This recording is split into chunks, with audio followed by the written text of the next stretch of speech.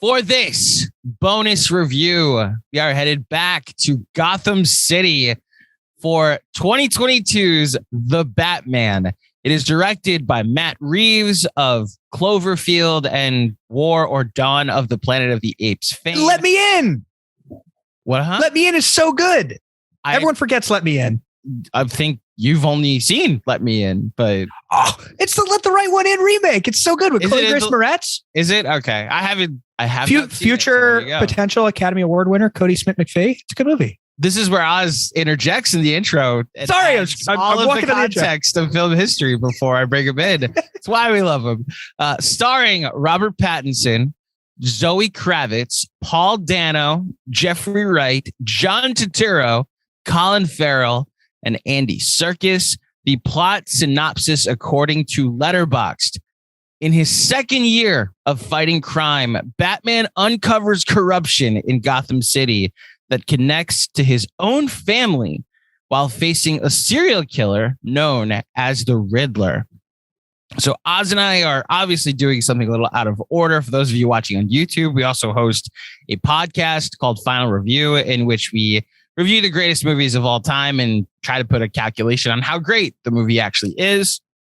Normally, we center a recent release around the movie that we're doing, and we do the final review, and then a couple days after the pod is released, we do a review of the movie that is released in theaters. We're doing it in reverse this week in that we saw the Batman early. We saw this year's Batman film early, and we're going to be reviewing it instead of the final review of 1989's Batman film directed by Tim Burton, because we need to add this to the canon before we go down the road of all the Batmans.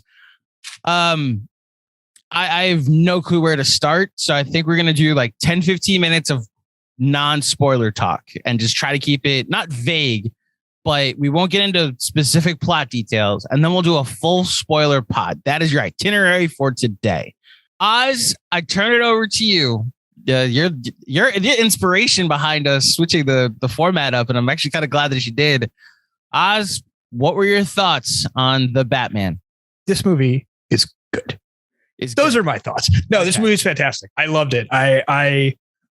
This is probably not a movie where you're intended to have a big dumb smile on your face the entire time, and yet I did. Even like the very specific actions of the Riddler as he's taking out his like masking tape in the first kill scene at the beginning. Mm-hmm. I was delighted. I was like, holy shit. This is the way that I want to see my Batman. And boy, did it delight me. When he comes out in the first fight scene on the elevated subway platform and just murders those painted face mobster street gang types. Holy crap, that scene was so awesome. It was so good. The I Am Vengeance, which obviously we've seen in the trailer for like a year now, was so good in person. Holy crap. I feel joy. I feel energized. I feel alive because this movie exists.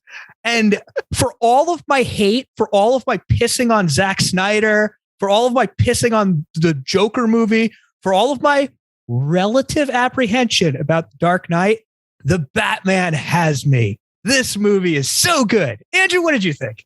So it's funny that we were joking about it before we started recording, that this is the movie that gets the reaction. A 3-hour, dark, cynical, nihilistic Batman movie that I'm back in. So let me be careful how I say this. When I say I'm back and forth on it, it's not anything about the story or about the filmmaking.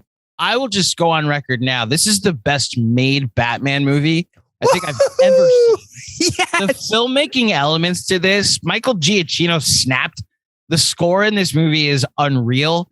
The performances, the cinematography, the close-up nature of it, that you actually feel the emotions of every single character. The detective procedural that this becomes, where it's less about Bruce Wayne and the politics of like Wayne Enterprises that you see in the Dark Knight trilogy. And it's like solely about Batman trying to fight and solve crime. And like, I dug it. Where I'm back and forth is I have no idea who I'm recommending this to. And it's not in the sense of like I have a friend that was very apprehensive to Pattinson, Batman, and he hasn't seen like Good Time or Lost City of Z or The Lighthouse or anything, or even Tenet, like things that we've seen, right? He's just like a casual moviegoer that sees like 4 movies in a theater a year, but obviously he knows Batman. And so I saw it early and he asked what my thoughts were. And I was like, am I recommending this to you? And it's in the same sense that you and I both love David Fincher and his films. And this has so much Zodiac, so much Seven in it. And like, that's our shit, but I'm not 100% sure if it's everybody's shit. Like, this movie's going to make so much money. And I don't know how many people are going to walk away with their heart racing and their heart pumping the way we are after this. It feels like such an acquired taste. And I'm hoping the very depressing Batman that I watched this week is able to break through, especially with what's going, like people go to the movies for an escape, right? I don't know if this is an escape. I think that this actually is a very visceral Batman, especially with what's going on in the world. Having said all of that, on its own, Oz, this is an incredible film. It's an incredible experience. The performances are good. The movie has something to say about corruption and like the struggle Batman's going through to actually make change because he's finding corruption at every point. I'm blown away by how good and how well done this movie is for something I was into it, but I didn't expect it. Especially you see the runtime, and like I didn't feel the runtime either. As a general takeaway, this is one of the better versions of this that I've seen, even if I don't know how accessible it might be. Once upon a time, we used to think about movies in terms of their quality, and we challenged our audiences to go to a movie and enjoy it. And if it happens to be a little long or a little mature in content, we had some faith that they had the intellectual curiosity and the motivation to put in some effort to push themselves just a little bit. The Godfather made a lot of money at the box office once upon a time. The Exorcist, all these great films of the 70s that made a ton of money before we moved on to blockbuster culture, never had to sit through this bizarro calculus of who is this movie for? And my answer to that question in a really stark way is I don't give a fuck.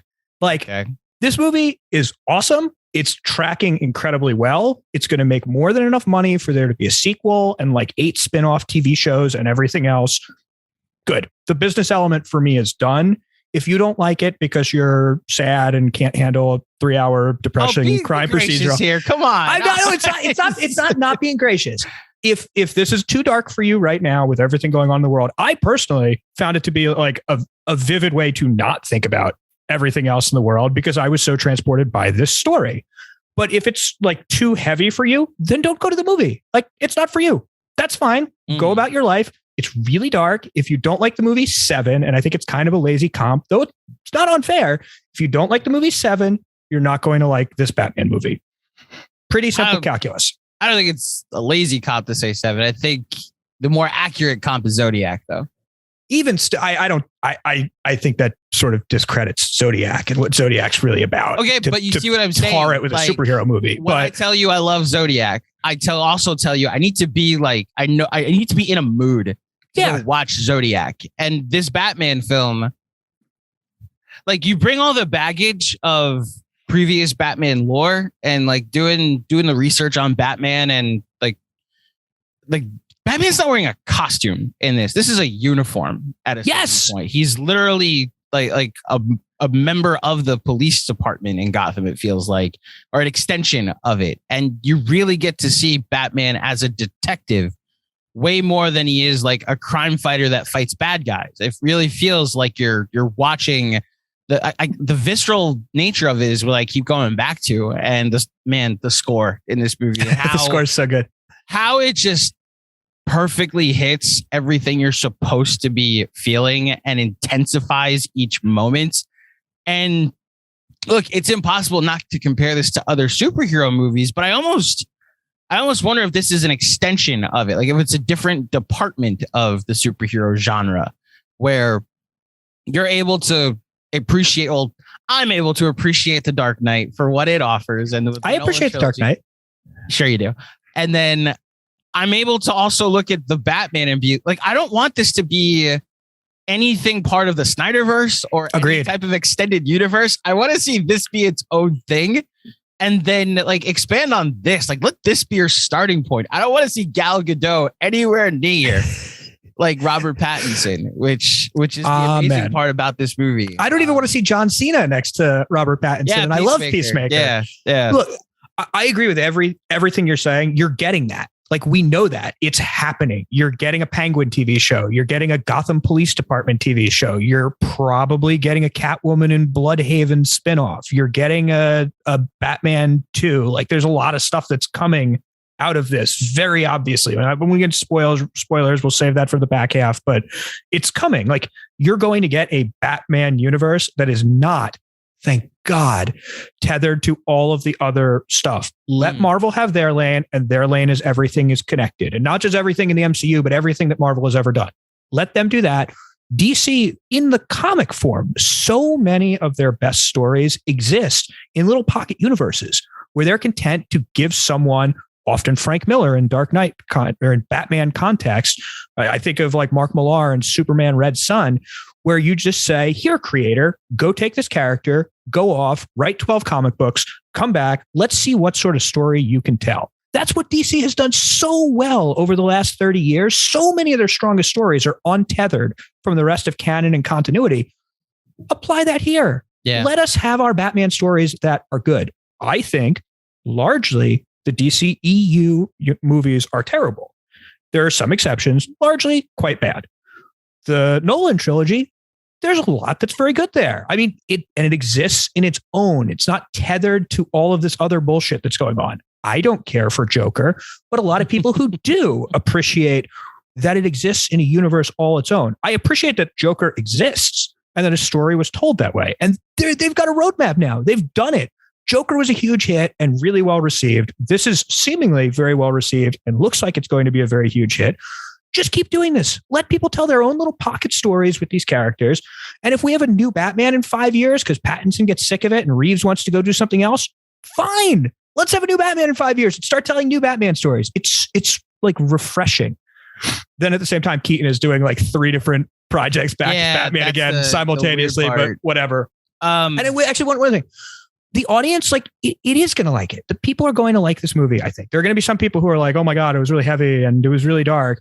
I think there's actually a lot of humor. I don't think we're giving it enough credit for the moments that are funny and the moments that are kind of invigorating. I will say, I'm going to give my wife's future divorce lawyer some material right now and say that my son's birthday. Come on, man. My son's birthday is next week and I should not take him to this movie, but I'm going to take him to this movie. I'll say I'm going to out some of his birthday presents is that I bought all of the Lego Batman stuff to get him for his birthday next week because I think he's going to like it. I saw Batman 89 when I was 4. He should see Batman 22 when he's 4. And, maybe that'll traumatize him and I'll be paying for a therapist for forever. Look, I really think this is a very good movie. I think it actually has a lot to say, which I largely want to save for the spoiler part. You keep bringing up Dark Knight. I like 2/3 of Dark Knight, I think is absolutely magnificent. And then it loses me in the last act. And the reason I feel so passionately about this movie is I think the last act is where it is most interesting. Give or take the Lord of the Rings-esque 8 endings. Yeah. That's a lot. The one nitpick I have is I thought the movie was over 4 different times. And my theater going experience, which I'll get to in a second, made me want it to be over 8 or 3 or 4 times. So. Yeah, I mean, that was a little bit of an issue and a little bit of a pacing issue too, because, at the, I don't know, 2:35-ish mark, you're like, all right, the movie's done. And then it's like coda. And that's because we need to set off 8 other Bat things in the future. But the last act of the core story, I found sort of shocking. I didn't realize, and maybe I'm a dum-dum, but I didn't realize that the story was going to play out the way it was. And I'll get into details about what I mean for those who've seen it soon. I didn't see it coming. And the way the final act plays out was genuinely jarring for me and upsetting and sort of enthralling in a way that I think the Nolan films and I guess the Snyder films are going for and never remotely come close to. There's some imagery that I found like very upsetting in the last act, and I think that's good. The movie made me feel something. So I think this is really, you keep mentioning Giacchino's score. It's money. Congrats on your Academy Award, Michael Giacchino, soon to be a 2-time Oscar winner. Greg Fraser, who's going to win an Oscar this year for Dune, might win another one for this. It is incredibly well shot. I have a little bit of quibbles with the way they did the rooftop stuff. Do you know how they did it? How? They got like the world's highest resolution televisions and put them up behind the actors. So no one's on a rooftop. They're just on a set. And instead of like green screen and rear projecting it in with computers later, they're actually just standing in front of like really, really high definition monitors. Oh, wow. Okay. So maybe it's because I knew that I could feel it a little bit in some of those scenes. I could feel like a little bit of derpiness. All the Batman, Catwoman stuff. Yes, all the like pretty stuff, all the pretty like orange sunset things that are on all the marketing materials. All of that is them standing in front of like giant TV screens, basically. The more you learn from having a pod with Oz. Nice. I had some things that I want to talk about in the spoiler section that I thought were bad at first, and then after I mulled them for a little while, I came around on. I had some. So I think that Pattinson is the best Batman ever. And that is because, as you said, Pattinson is Batman for 85 to 90% of this movie. This is a Batman movie. It is not a Batman and Bruce Wayne movie. And it is awkward when he is not Bruce Wayne. And there are moments in the Bruce Wayne performance that didn't quite ring right to me initially. And after further consideration, I'm convinced that it's because he's so far into the Batman persona that playing Bruce Wayne is actually an act. So it's not Pattinson being a bad actor, which we know objectively he's not. He's fantastic. It's there are moments where Pattinson is poorly, or Pattinson's Bruce Wayne is poorly portraying the humanity that he feels like he's supposed to show to reflect that he's not so far gone down the rabbit hole of, beating up thugs in the night. So, I think this is like mind blowing all around. I really want to hear your thoughts on the supporting players in this. So let me start here, because I was going to go jump off into just performances, and we'll list, like, I have a list of all of them, and I figure we'll go through that real quick. I'll just echo everything you said about Pattinson. I think he nailed Batman. I think this is my favorite. I'll have a take for the 1989 pod, but it's up there for, if not my favorite, my top 2 favorite portrayals of Batman. Because like the code that Bale lives by, it's like, yeah, I'm not killing the Joker. It's like, I have one rule. Well, the Joker's like killing everybody, so you might want to like recalibrate something. Like, how about break the Joker's leg so he stops killing people? Like that is allowed to happen, Bale. I love the way Pattinson is just like fed up. I love that Batman like doesn't take shit, and as a result is kind of ruthless with some of the things that he does here. The scene that you're talking about, how he's introduced, the nightclub scene where those guys keep popping up later in the movie, and that scene, while it could seem repetitive, ends up being something fun that, like, oh, they don't realize that this is the guy that kicked their ass at the beginning of the movie. Yeah.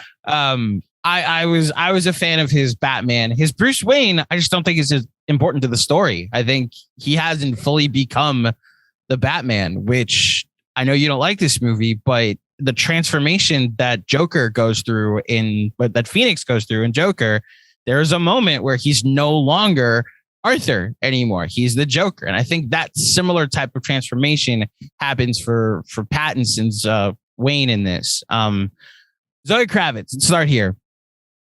I love that she like is on the same level as Batman in this. As Catwoman, I think just real quick to Batman, his gadgets in this are so cool and very much a 2022 version of like what the most advanced technology in spyware and detectiveware would be.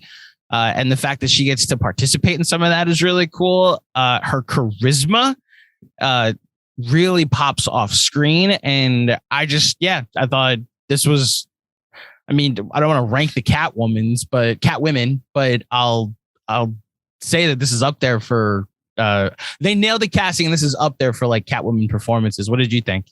I will rank them. She's my number 2 Catwoman. I don't think anyone's beating Pfeiffer. I think it's also Pfeiffer did it in an era where this stuff was so much less accepted by the masses and made a weirder version of this character awesome. So Pfeiffer is easily my top choice.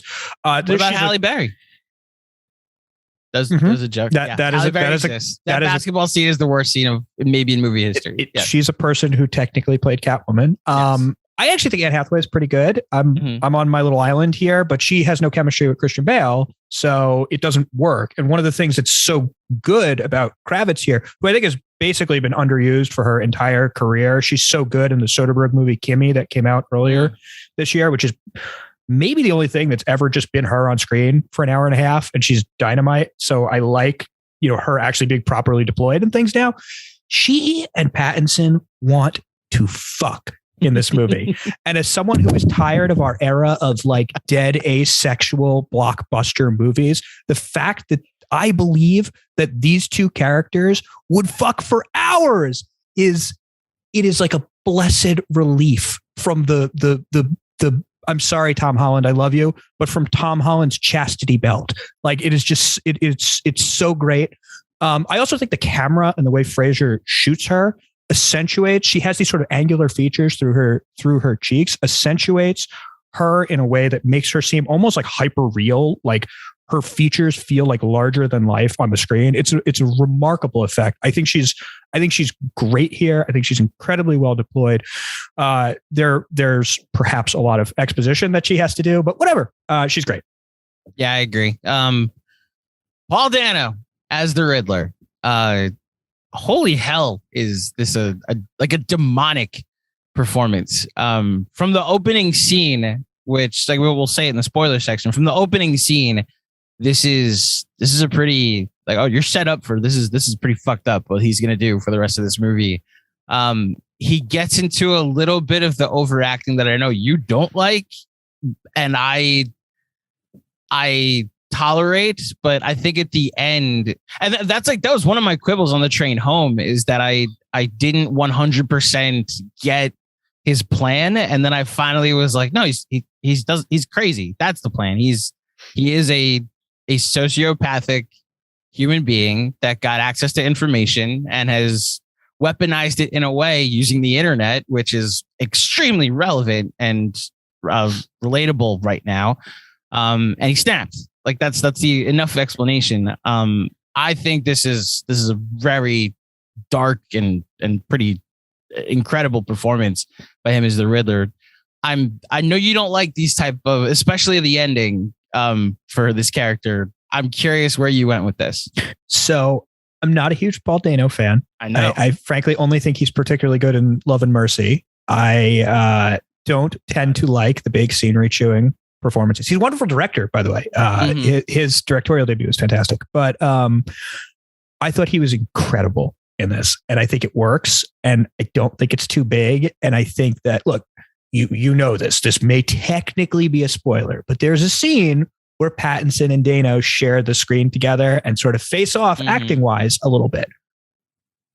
I won't get into the details. That scene is fucking electric. And one of the reasons it's so electric are because they pair really well as scene partners. And Pattinson is good at accentuating the strengths of his co-stars, but he reacts in just the right way throughout all of Dano's monologuing that I found to be incredibly effective at lifting him up.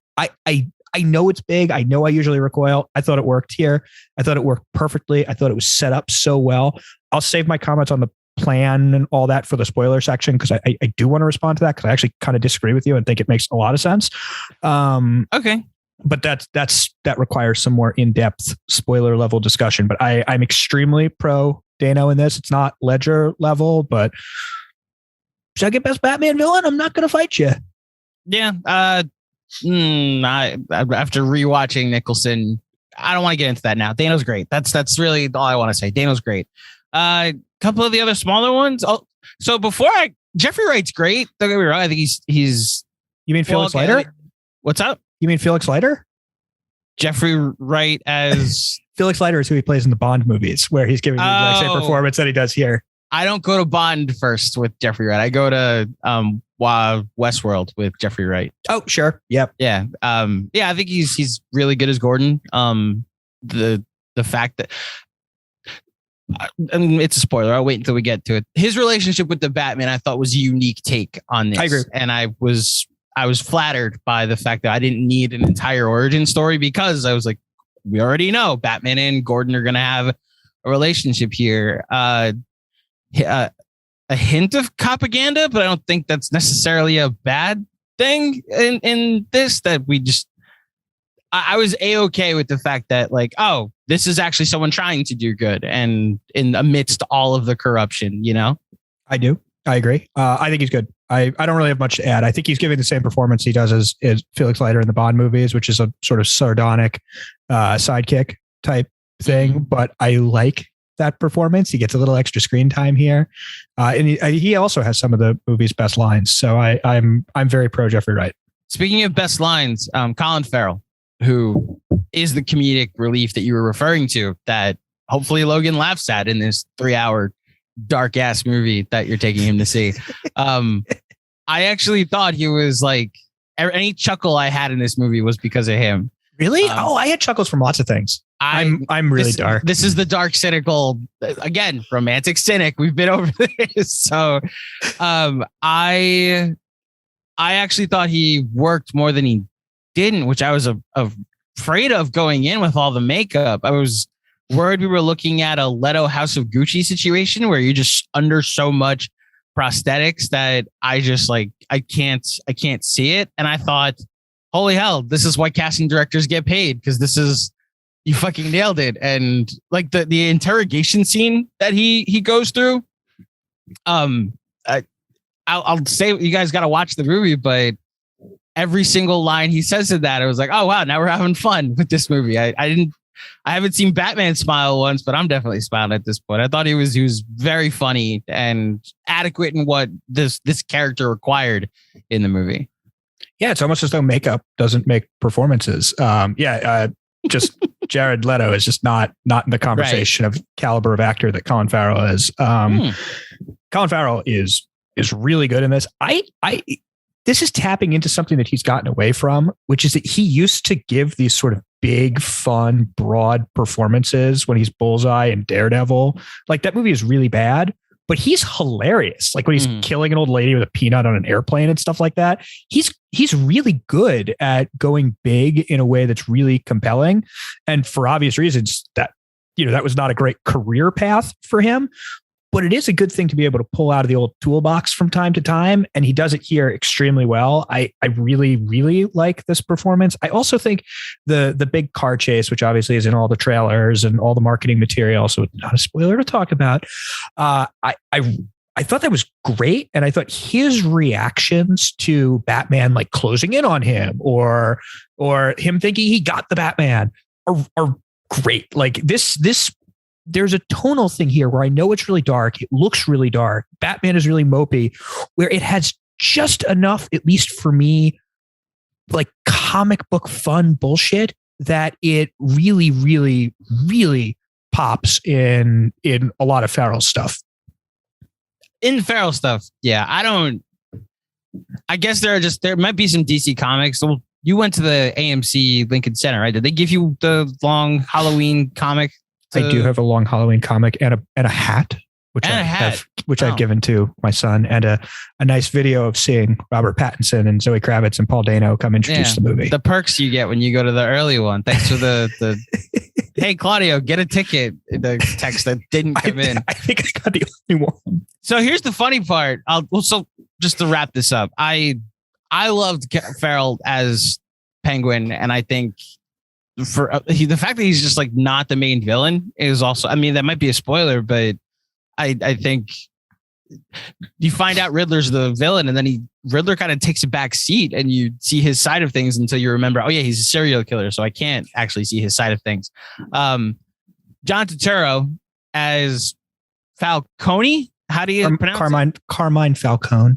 Carmine Falcone plays a bigger role than the trailers would lead. I actually don't think I saw him in the trailer. So when Turturro showed up, I was like, oh, John Turturro's here.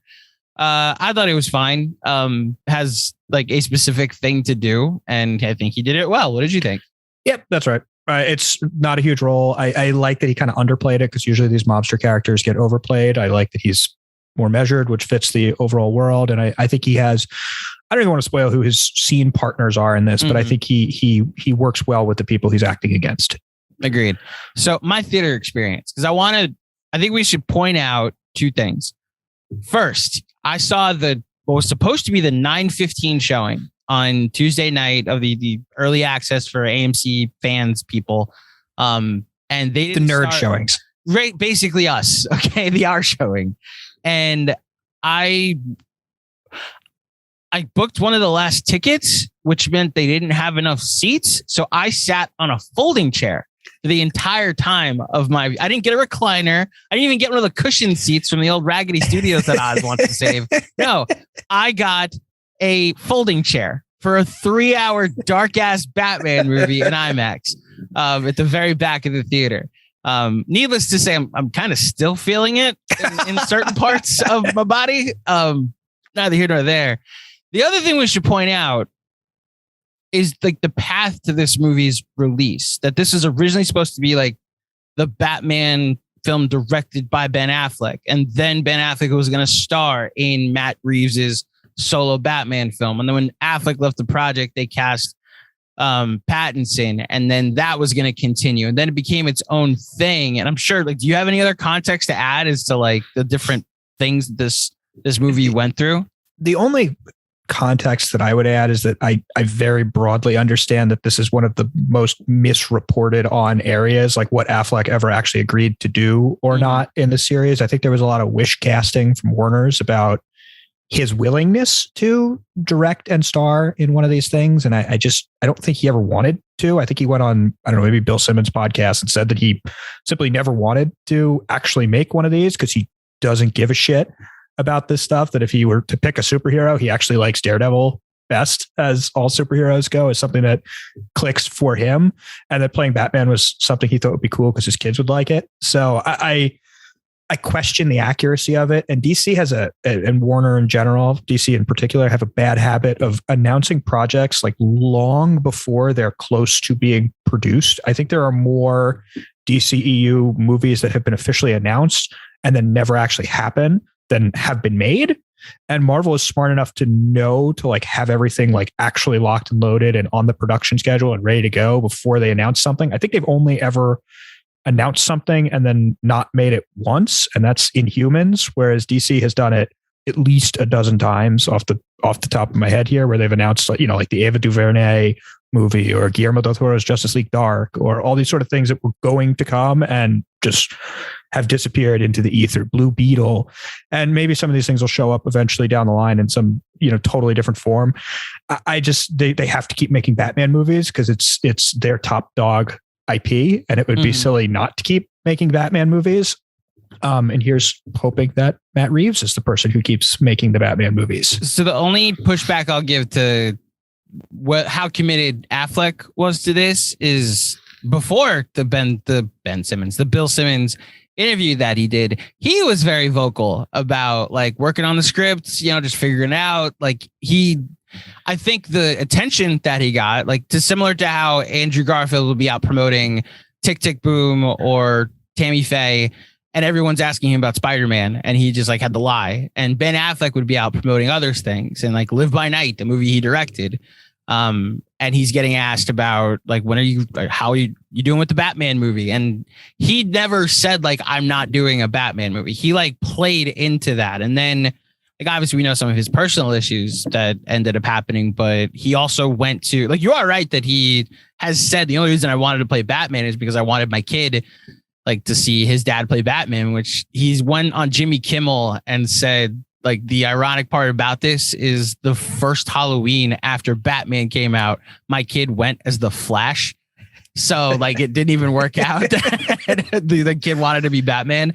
All of this to say, what seems like behind the scenes, like we have this thing I get sometimes, not that where you see how troubled the production is, and some people bring that into their viewing experience. Like, oh, I know this was a mess behind the scenes, so this movie's probably going to be a mess.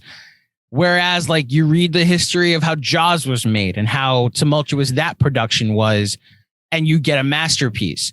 And I'm able to look at this movie, of one that like you said, by misreporting, seemed to have had to go through so many different hoops to get to this point in a theater going experience where, honestly, one of the worst I've ever experienced. I do not recommend watching a 3-hour movie on a folding chair.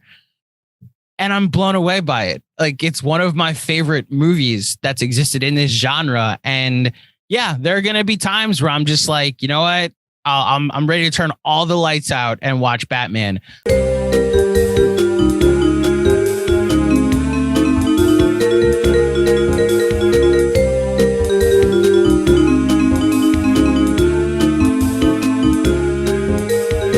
Okay, this is the spoiler section of the podcast. So those of you who have not seen the Batman, hang around if you don't care about us talking about major plot points. If you have seen the Batman, I hope you enjoy us talking about some major plot points. So the Waynes are bad. Like, the Waynes are part of the corruption that Batman is trying to fight.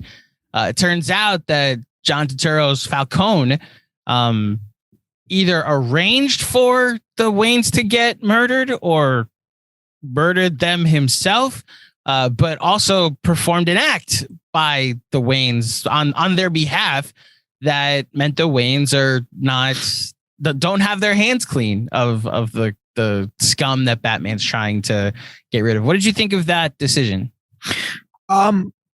I think it's fine. I think there's an element.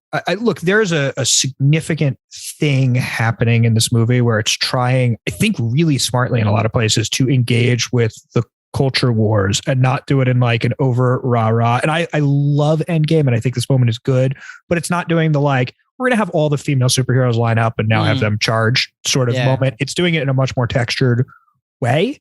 And I think it's quite good. I think it is true that nobody is a billionaire with clean hands. Like, come on. It's just, and I am a liberal leaning person, but I'm not like a burn the rich person. And there's no one who has that sort of wealth and that sort of power and that sort of influence who's made no enemies or done nothing of questionable moral provenance along the way. I will say, to defend poor Martha, that it's Martha's mental illness that Thomas was attempting to prevent the, reporting on or whatever it was going to be that led to him breaking bad. But this is also a movie about daddy issues. And hey, that's my jam too. The next spoiler. Wait, I got a big one. I have a big one. Oh, go ahead. Big one. Go ahead. The thing for me that I found really ratcheted this movie up was how the Riddler's plan plays out. And there's the obvious, like, oh, he blew up the thingies and Gotham flooded and fine. The image of these Riddler pretenders showing up at a political rally for a Black Hispanic mayoral candidate in functional New York City, wearing army surplus store, it says in the screen when he's doing his videos, purchased apparel with all of their own personal collections of assault rifles and sniper rifles and shotguns and who the fuck knows what else, and raiding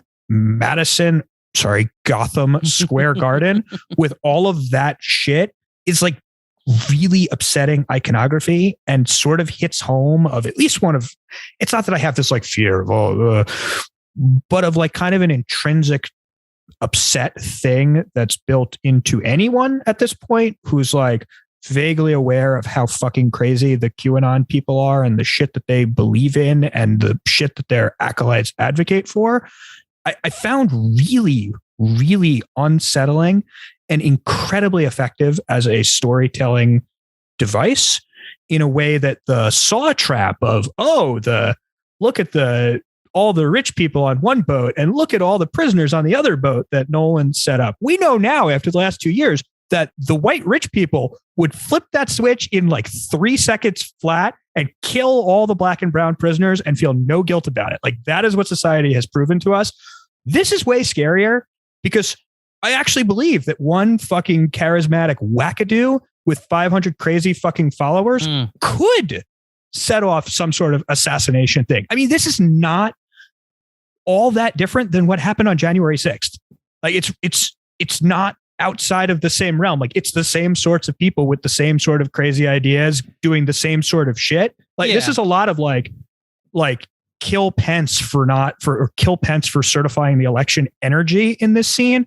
And I think it was largely written before all of that happened, which in some ways kind of even more fascinating. But I found all of this incredibly emotionally impactful in a way that I never would have imagined from a movie like this, telling a story like that. It really, really made it more effective for me. So when I mentioned in the main section of the pod that there were parts of the performance, I guess, at the end that seemed a little uneven, it's not necessarily plot related. Like at first I didn't understand why he just like lets himself get caught. And then you realize he's weaponized this following of like 500 people into what you are just mentioning, this thing that happens at the garden at the end. I think he was playing the rise in emotion at the end that I wasn't expecting because of how he's playing it throughout the beginning. It seemed very calculated. And then this became more chaotic in that one interrogation scene with Pattinson. He knows that Pattinson is Bruce Wayne. Yes, that's my okay. He does say it, right?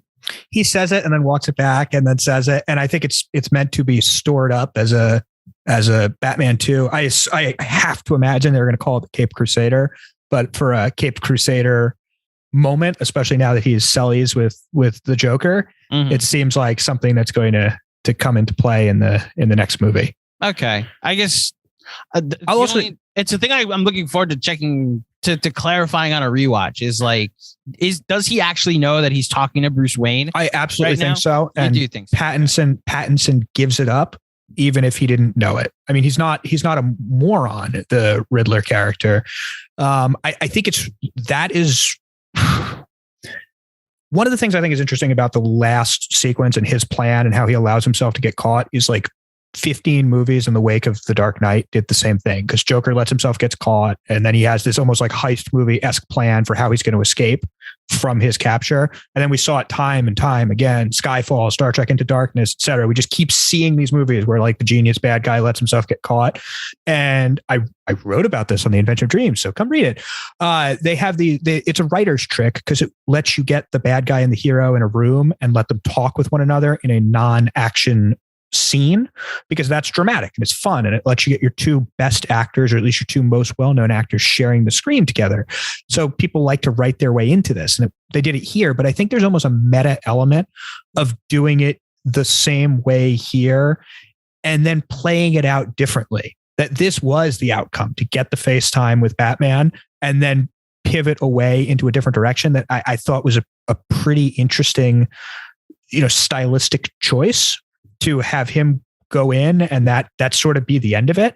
And I think it does kind of play off of the mythology of what we're meant to expect when we watch a Batman movie based on what we've seen in the other Batman movies. It's now that I'm thinking more about how that scene goes, he might be like nodding to Bruce, like, I know who you are, and then quickly covering it up because the camera, there's a shot that there's a cut right to the security camera. And if everybody knows that this is Bruce Wayne, like his cover is blown. And I view it as a threat, basically. That's more the way to look at it too. So there's no origin story. Batman just like kind of shows up. I loved it. The Batman is Batman. There's like no Alfred in this. And when Andy Serkis does show up, he is there for like a couple of scenes and gets blown up in one sequence. I thought this, I don't know if it's a quibble or not, that I actually thought this movie was going to be daring enough to kill Alfred in its first movie. And I was like, oh, wow, did they just do that? And then when he was in the hospital, I was almost a little disappointed that the movie didn't go that far, but I guess like it's effective enough. And plus you need a Serkis for that sequence where he explains to Bruce, like his father isn't who he thinks he is, and gives a little more context to it. I'll say I alluded to a scene that I thought was bad, and then I thought about it more, and I realized that it was, Batman wearing a Bruce Wayne suit, and that's what the issue was. And I thought Pattinson's speech about how he thought he had conquered fear, but he hadn't actually conquered the fear of losing somebody, is a scene that when I first watched it in the theater, I was thinking, what the fuck is going on? Like, why is he doing this weird, like, quivery jaw shit? It's not the Robert Pattinson who's been so good for the last decade. It's like, I don't know who it is. And I mulled it a bit and came away realizing that, of course, this is, how Batman is pretending to be Bruce Wayne at this point and not actually knowing how to process his feelings, because it's not just subtext. The text of the movie is that character, the Batman character, doesn't become aware of the human role he can play until after he's rescuing people from the aftermath of Gotham Square Garden, that he notes that that's when he realizes his mission changes from, beating perps into comas to actually trying to save and help people. So I think it's a really interesting choice. I think it's the moment that's going to get most dunked on by haters of the movie, is the like quivering lip stuff when he's talking to Alfred. And I think it's totally unfair, because I think there's so much intentionality in what he's doing in that performance. And I haven't looked, but I hope somebody has interviewed him about that scene and asked a question along those lines, because I would really like to know, what he's going for and what Reeves is going for in that scene. I haven't seen much hate of this movie just yet. I haven't read it. I haven't read anything. I didn't read anything until I got my review up today. So I'm going to go look, other than like stuff that's been unavoidable on Twitter. So I saw like 3 rotten reviews, but it was nothing plot related. It was just tonal. Like, I don't need Batman to be depressing. It's like, all right, so this isn't for you. I that's why I think I've formed my opinion on, like, who do I recommend this? Like, I don't know if I'm recommending this movie to. No, my parents would like this. My parents would dig this. I think if you grew up in the 70s where movies like this, like you mentioned, challenged you in relevant ways to the time that you live in, then you'll be able to dig this. I guess it's the newer audience that is much more compact with their viewing experiences that I'm worried about. Look, if you want to go clap like 16 times during a movie and feel like moments of fan service elation, and I like fan service and I like clapping and feeling joy, Spider-Man is still playing down the hall at the movie theater. Go see Spider-Man again. Like that's fine. I don't go be challenged. It's also we're talking, there's something that's so silly about this. Just taking a step back. Number one, like if a serious critic is sitting back and saying, oh, it's a Batman movie and it was so dark. Why is a Batman movie so dark? Number one, like, what you take from the movie is not, like, intentionality matters. And it's clear that they're intending to make a story this dark. And just because it's not the Batman movie you would have made, fuck off. Like, go work on making a fucking movie if that's the way you want to approach this. That's not like that's like a really Weasley criticism of like, this isn't my Batman or how I would have done it. Same thing to everyone who's like, oh, it's not my Luke Skywalker. Fuck off. Like, make your own shit if you want to tell the stories of these characters. You have to look at the intentionality of what the creators are going for. And I think Reeves has nailed what he's going for. Now, if you think he's missed the mark, if you think he does it poorly, totally reasonable, totally valid.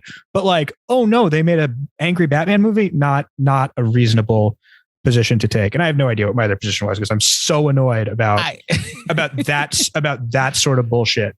It's a very, not even vocal minority. It's a minority opinion. Don't worry. I think this movie has been mostly celebrated from what I've seen so far. We will not be getting Robert Pattinson in porn anytime soon. There's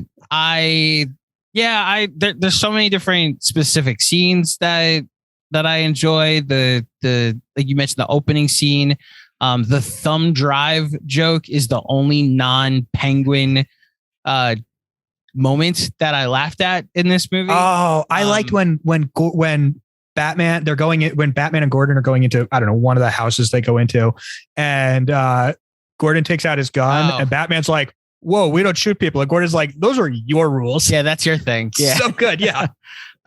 When he does the Irish goodbye, which I was very ready for when it happens. I was like, yes, he did it. That's like one of the things I look forward to in every Batman movie, where you're looking one direction and then all of a sudden, what are we going to do? Oh, he's gone. The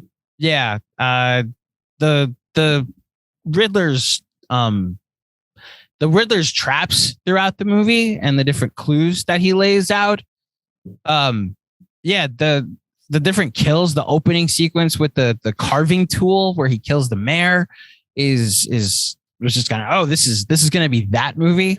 The mice or the rats eating the guy's face. Well, I almost wonder if a rated R version of this could have been even darker, just like across the board, like the overall theme of this, of Batman trying to make change from by like taking out bad guys one by one, and his realization of how high up this corruption goes.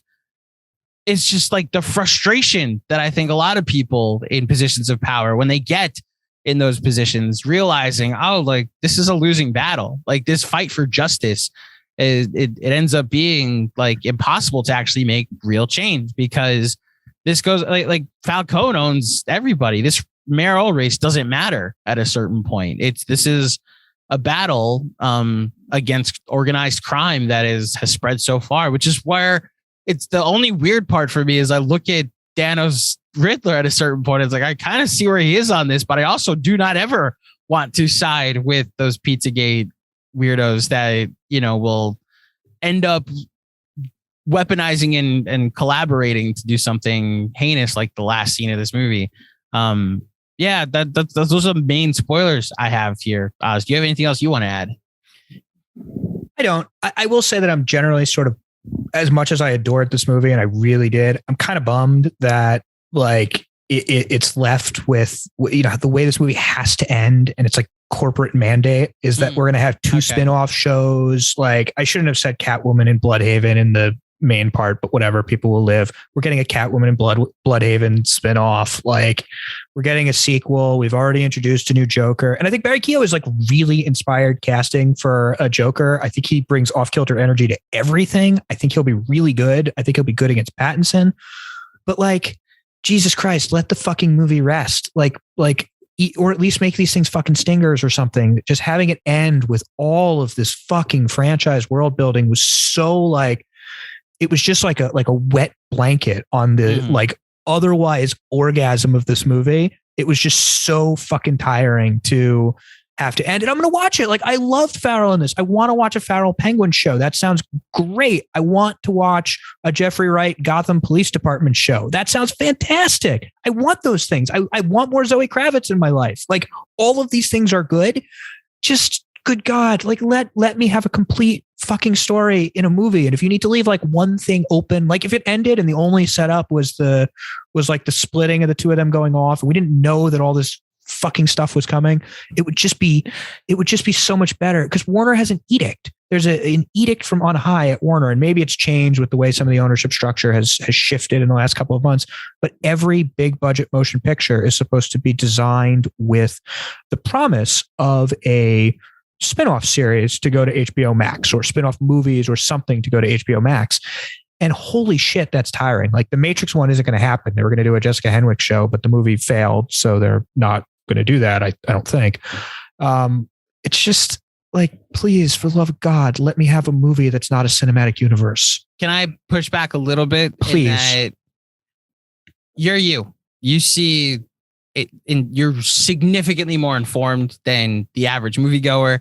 Fair. You see, as we pointed out in our top 10 pod, 3 times the amount of movies that a high volume moviegoer and myself gets to see. I see a movie every day, basically. Yeah. So like, the average moviegoer might not know that. They might not know that there's a Catwoman show coming. They might not know like that Barry Keogh's even in the movie. They might not even recognize him, that's him in the cell. They don't. I mean, he's not a star. They know that it's Joker in the cell next door. Right, but they were probably wondering, like that probably came as a shock to them that there is a Joker tease, and it sets up for them. Like, that's who those scenes are for. Oh, sure. The cinematic universe is like, that's unfortunately the world we live in now. Yeah. And no, of course. Those are what's the average moviegoer is going to expect, which is where, like, I personally stood up because I needed to after the experience that I had when he started narrating and helping people out of the garden.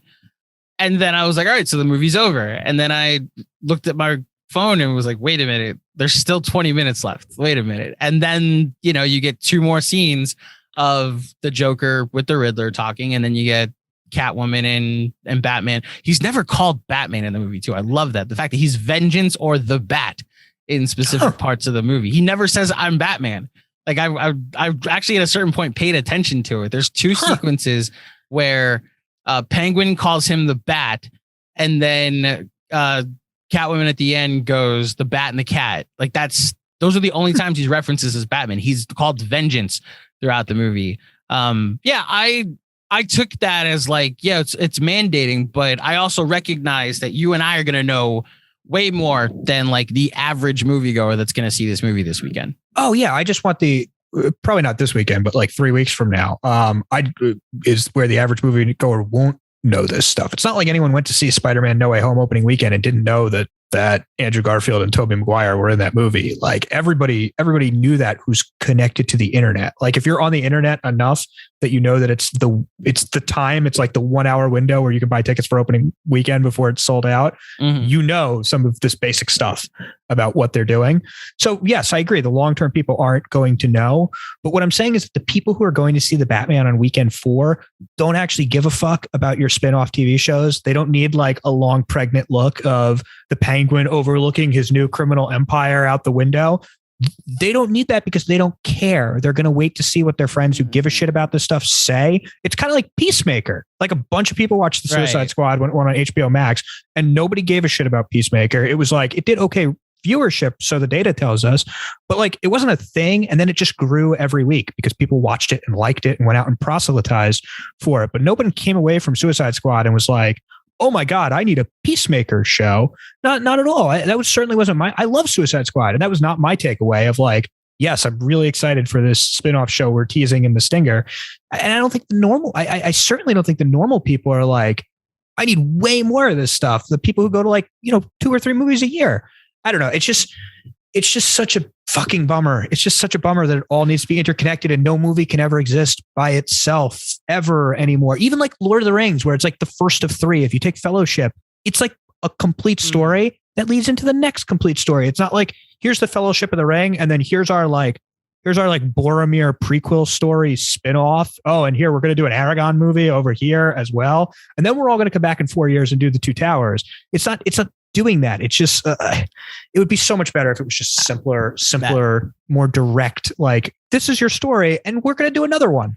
I empathize. I think that's 2002. That's the it is system that we lived in 2002. It's because the system is broken, and this is another symptom of how it's broken. It might be. I know people that are going to go see this movie this weekend that have no idea that Joker's in this movie. I know people. Well, they don't need to know that Joker's in this. That's fine. Like have any idea that there's a bunch of HBO shows coming out. Like any spinoffs are coming out. I think you and I are significantly more informed in our movie going. And you could say like it's week 4. I think there are people that will see it this weekend that have no idea that any of these other things are coming. All of these people are going to stay for like 14 minutes of credits to see that there's funny part. I see that there's credits, by the way. There's nothing at the end. Well, no, it types goodbye in the green font. That's it. There's nothing at the end. It's a completionist thing. If you want to see the end of the movie, just because there's nothing, no stinger. So like everyone has been so trained by Marvel to expect like, this is what we're going to get. We're going to get a tease for the next thing. And then we're going to go on the internet because it's not like anyone knows who like Pip the Troll is or whatever the fuck. Like nobody knew like that was Mahershala Ali's voice or that Kit Harington is Black Knight. Like fucking huge nerds don't know this shit. Yeah. Let alone like average moviegoers, and yet they still stay there. And those fucking articles that are like, oh my God, you won't believe who that voice was at the end of Eternals. Those fucking articles drive like millions of hits for fucking Screen Rant and sites like that. So I mean, look, there's like an industry of people who want this, like these teases, and then go follow up on it. And everyone kind of like creates this like nexus of we're going to tease something and then you're going to pump it for us. And then you're going to keep pumping it as it's coming. And that's going to make it matter more to people. And it's fucking sickening. And nobody ever wants to just have a movie and write about a movie and watch the movie and talk about the movie and argue about the movie anymore, because everything has to be about what's next. And we're guilty of it. I want to see fucking Barry Keogh Joker. That's great. Like that's fucking perfect casting. That is so different than Phoenix. It's like exactly the right sort of different vibe to find. And fuck, like I'm guilty, but damn it, I just wish that we could have one of these fucking things end like Logan, where it just fucking ends, and anything that you're like wish casting about an X-23 thing is like you wish casting, because that is not a movie with a fucking sequel. And Logan's the last movie in that thing. It's in that universe. Oh, well, sure. I don't acknowledge Dark Phoenix, so I will say it's the last movie in that franchise. Poor New Mutants. It was made to end at least Logan's story, so there was no like what's next for this. This is the jump off point here. Sure. I guess for me, think of how the Dark Knight ends. The ending of the Dark Knight, leaving aside the fact that the last act has issues, the ending of the Dark Knight is Harvey Two-Face is dead, the Joker is in jail, and Batman has taken a heel turn in the public persona because that's what Gotham needs. And he's run off into the night by the dogs, and that's the end of the movie. That's really fucking good, because that leaves you a setup for a future movie without this like tortured universe of other shit to get to. And The Dark Knight is a sequel. Think of how Batman ends with the card of this guy wants to see you. This is the next guy that teases. Fine, it's one tease. It's one tease for one next movie. That I think is the next, because it's the first, it has to tease what's next. Look, I get what you're saying. And if this wasn't like clearly going to be the start of something, I would be right there with you. I think I'm able to compartmentalize that the movie for me ends when he's doing that narration at the garden. And then everything else is a stinger. Yeah, like everything else is just what's next. Like I was able to turn 7 stingers before the credits. Totally agree. It's 2, but I get what you're saying for emphasis. I think that is it only 2? It's there's the scene with the Joker, and then there's the graveyard scene with Catwoman. There's the penguin scene in the tower overlooking Gotham. There's a penguin scene in the tower. Yeah, there's a scene of Penguin taking over Falcone's office and looking out over Gotham from the pool table by there. There's also there's multiple elements to the Catwoman scene. It's not just like, will he go to Bloodhaven or not? There's them like splitting off, pulling a little Furious 7 there. So there's just lots of the movie ends. That my point is that the movie ends for me, like the story ends there. And if you're looking everything after that is just this studio also making sure that that there's more next, which I guess a bummer. I'm not bummed out by it. I'm trained to know that this is, especially for what this IP has always entailed, this is going to be something that gets, especially since it's good, it's going to be something that leads into something next. Like I don't know. I'm able to understand, especially in an industry where like less and less people are going to the movies. This is now going to set people up. Yeah, but you're kind of talking past my point. I understand why this has to happen. Like I get it. I understand business wise. I'm saying that it is hurting the quality of the movies by leaving these fucking hanging chads on the end of it. Like this is a movie that ended structurally perfectly at Madison Square Garden with Batman helping strap that kid into the helicopter gurney. That is where this movie should have ended. That is where the themes of this movie ended. And everything else is a postscript. It's an epilogue. It is not something that actually furthers the story called The Batman. It is a corporate mandate. And I'm arguing that all that stuff is necessary from a business perspective. All of that makes them more money. All of that flogs the fan base and gets everyone frothy for Caped Crusader in 4 years or whenever the fuck it comes out. I get all that from a business perspective. I'm saying that it is hurting the films artistically to tack 20 minutes of bullshit onto the end of it. And if they want to do this, they should relegate it to the stingers so that I view personally, when I go to an MCU movie, it ends when the credits start and everything else is like watching trailers. So when we got the trailer for Doctor Strange at the end of No Way Home, that's exactly the same way as I think about it when we get Harry Styles at the end of Eternals. All of it's just a trailer for something in the future to me and not something that's part of the film. But when you put it before the credits, it carries the weight of being part of the original story in a different way. And I think it undercuts what they're going for, that there's just 20 minutes that thematically I need to sort of write out of the movie. I guess there's some thematic resonance to the splitting of Catwoman and Batman. That's fine. And his choice to stay and her choice to go. There's value there. Everything else is just churn for a sequel. It's fair. I think so. Like to your point, years from now, when we rewatch the Batman, we're also going to be like, oh yeah, that teased the Joker. whatever the Joker ends up being part of this universe. This teases the Catwoman spinoff. Whereas you don't have that with other properties in the past. Yes. I think I personally was able to make the connection because I expected that to happen. I was okay that you could have left and not stayed for the entire credits if you wanted to, as somebody who had to catch a train after the movie. Thankfully, the movie ended with enough time for me to see what the actual final shot was. Okay. I'm sorry that I hope that didn't ruin the movie for you too much. I was ready for it more than you were, I think. I was ready for it and disappointed that I was right to be ready for it. Mm-hmm. But look, this is my bit. I bemoan the death of the film industry, and this stuff. I'm telling you, for people like us, it's fine because we're going to be there. I have a lot of friends who used to go to the movies a lot who hate this shit, who hate the idea that they have to sit through this shit and can't have a complete experience. All it is a tease for other stuff to come down the line. It really undercuts the dramatic power for them. And I think that's my frustration. This movie is so good dramatically. I buy the arc. I never really buy the Bale arc in the Nolan movies as much as I particularly like Batman Begins. I don't think the arc quite makes sense of how we get from him like faking his death and retired in Dark Knight Rises, or if he's dead or whatever. It doesn't all cohere to me. It feels like they're kind of pivoting with what story they want to tell each time.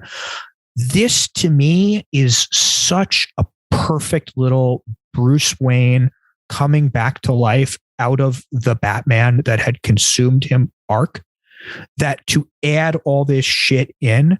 And look, movies need to be read in their totality. It's like pretending you're just cutting the last 100 pages off of a book that you're reading. Like, this stuff is all part of the movie, and they've chosen to undercut the power of their simple thematic thing by adding all this extra crap. But otherwise, this movie's great. Sorry, no more fucking pessimism. Thank you for checking out our review both on YouTube and here on the podcast feed of The Batman. If you dig the show, head over to iTunes for a 5-star rating and review. You can read Oz's written review of The Batman over at the Invention of Dreams. Pretty lengthy written review, but it's a little bit of a book. Yeah. Listen, when Oz likes something, he likes it. Or when he hates it. Or when he hates it, he hates it. So check that out there. Thank you for listening, and tune in next time for another final review.